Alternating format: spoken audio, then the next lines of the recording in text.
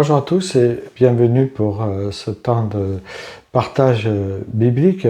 Ce matin, j'ai choisi un passage qui se trouve dans Matthieu, chapitre 2, verset 19, où il est dit « C'est Rachel qui pleure ses enfants et ne veut pas être consolée, parce que ses enfants ne sont plus là. » Et ce texte m'a ramené justement à une chanson de Christophe Maé dont le morceau s'intitule « Charlie ». Dans celle-ci, il raconte l'histoire d'une adolescente emportée par le cancer à l'âge de 14 ans. Charlie, confie-t-il, c'était ma copine, la fille de mon ami. Elle se confiait à moi.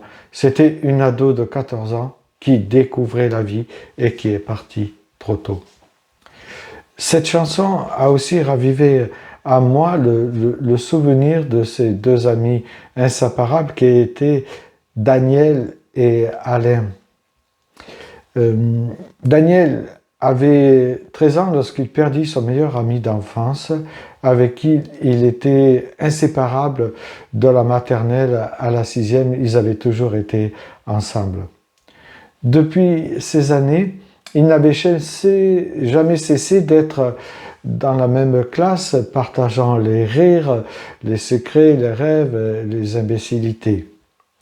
Ils avaient grandi ensemble, complices d'une amitié rare que rien ne semblait ébranler ou pouvoir les séparer, pas même leur origine sociale. Un jour de juillet, alors qu'il était en vacances avec ses parents au bord de la mer, Alain appela son ami pour lui annoncer qu'il allait rentrer dans quelques jours de ses vacances. Daniel, de son côté, venait de vivre une expérience spirituelle avec Dieu et n'avait pas les mots, ou peut-être avait trop de mots pour décrire ce qu'il avait ressenti à son ami Alain. Il lui dit « Alain, je te raconterai tout à mon retour, car j'ai rencontré celui qu'on appelle le Seigneur ressuscité. Ce que j'ai vécu, c'est quelque chose d'incroyable. » Alain, au bout du fil, avait perçu un changement profond à son ami Daniel. Il attendait avec impatience et une légère curiosité ce moment de retrouvailles. Malheureusement, le lendemain, Alain fut fauché par une voiture qui lui ôta la vie. Quand son ami disparut, une part, on pourrait dire, de Daniel s'éteignit avec lui. Il ne put jamais se résoudre à affronter la douleur de cette mère inconsolable. Chaque fois qu'il croisait la mère de son ami, elle s'effondrait dans ses bras, incapable de soutenir son chagrin. Rongé par sa propre peine et impuissant face à la détresse de cette maman, Daniel finit par fuir ces rencontres, non par indifférence, mais pour ne pas raviver leur douleur commune. Cette maman choisit de porter ses vêtements de deuil jusqu'à sa propre mort, montrant ainsi une douleur persistante, une fidélité et une peine qui n'avait jamais été apaisée.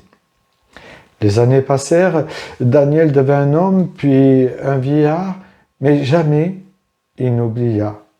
Le souvenir de son ami demeura quelque part vivant en lui, un peu comme une présence silencieuse.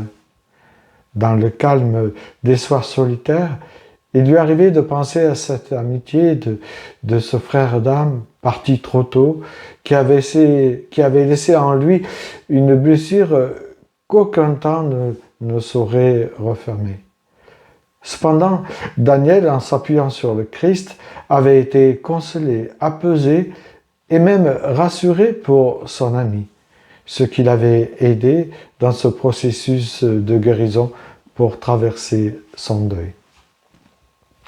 La foi en un Dieu aimant qui demeure toujours fidèle nous permet de mieux supporter, de mieux nous relever de la perte d'un être cher, même celle d'un enfant.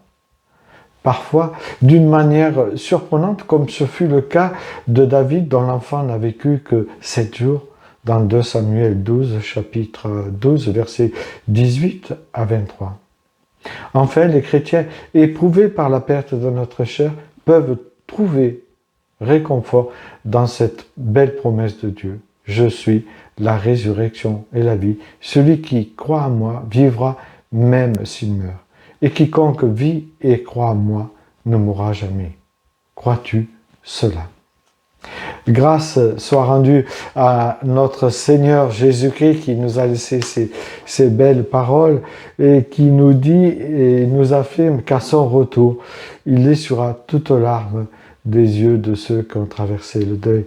Car la mort ne sera plus et il n'y aura plus de Dieu ni de douleur, car ce qui existait aura disparu.